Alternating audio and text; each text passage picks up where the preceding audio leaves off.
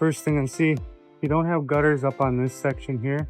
So all that water is just running off of the roof here and not being caught by anything up.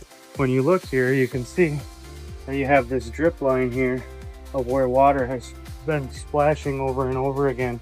And you can see how much more aggregate is exposed here.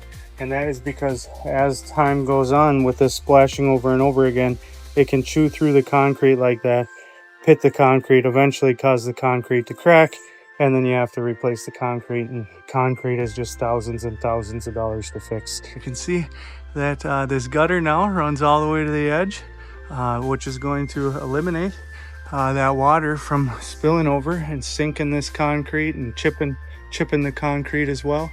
Looking really good out here. And then you can see that the light was moved over to the side as well. All right, you can see the before and after now of these lights. Moved them off to the side here so this gutter could run all the way to the end there. And you can see it's just got a much cleaner look to it. Over here we were able to eliminate quite a bit of loose wires by hiding them in the soffits. Right here you can see where that was coming off the fascia.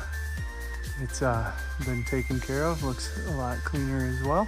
And over here where the LeafGuard wasn't going, where the gutters weren't going all the way to the edge there, you can see that it does now go to the edge. We got the light moved off to the side so that we could get it all the way over, and that is going to take care of the problem with this sinking concrete and sinking pavement. So looking good out here.